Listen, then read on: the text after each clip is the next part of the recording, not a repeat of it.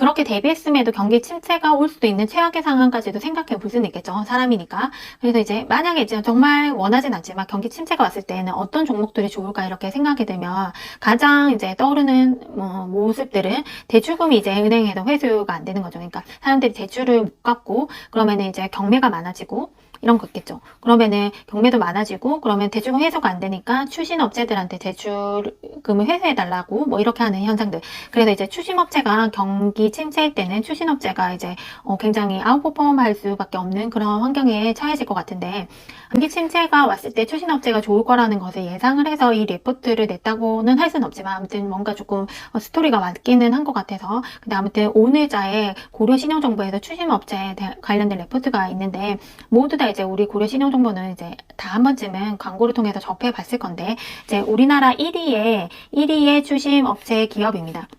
근데 이 1위 업체이기 때문에 이제 우수한 인력 영입이 가능하고 이제 전산 시스템이 구축이 됐고 그다음에 이게 이제 전국적인 네트워크를 확보하고 있다고 합니다. 그리고 추신 관련 교육이 강화가 돼서 회수율이 증가가 되고 추가 수주가 발생을 하고요. 그래서 이게 선순환 구조로 진입할 수 있는 요건에 지금 다다랐다고 합니다. 그래서 이제 추신 업체 1등 기업이기 때문에 이제 프리미엄이 붙어서 사람들이 막 찾을 거고 그렇기 때문에 또 교육을 잘 시켜서 더 이제 추심이 잘 될 거고 하는 이런 선순환 구조를 갖추고 올 수 있는 기업이라고 하고요.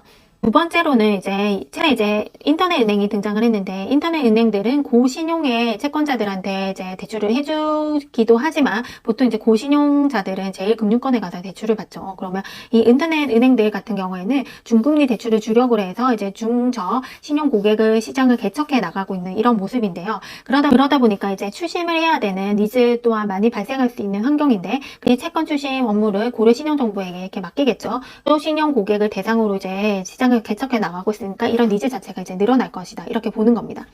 그리고 이제 세 번째로는 이들이 굉장히 주주 친화적인 배당 정책을 지속하고 있다. 그러니까 배당을 많이 해주고 있는 건데요. 주주 친화적인 배당 정책을 지속하고 있다. 그래서 배당 성향이 네, 대단합니다. 지금 52%, 37%, 42% 수준이라고 하죠. 2019년부터 2021년도까지 이런 배당 성향이 높은데요.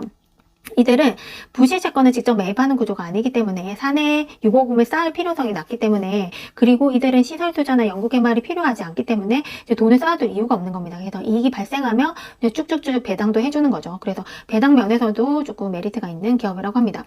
오늘 이제 연구원님이 나오셔가지고 말씀을 해주셨는데 이들이 채권을 어떻게 추심을 하냐 이런 과정에 대해서 이제 말씀을 해주셨는데 일단은 은닉 재산을 추적을 하는 거 이런 방법을 통해서 채권을 회수를 하고 있고 두 번째는 이제 전국적인 네트워크를 가지고 있기 때문에 채권을 더 회수하기가 더 좋다 이렇게 이들이 가진 경쟁력이 한 이 두 가지 정도라고 합니다. 그래서 경기 침체를 예상해 보면 이런 고려 신용 정보 이런 업체에 대해서도 관심을 가지는 거는 의미가 있겠다 이런 생각을 했습니다.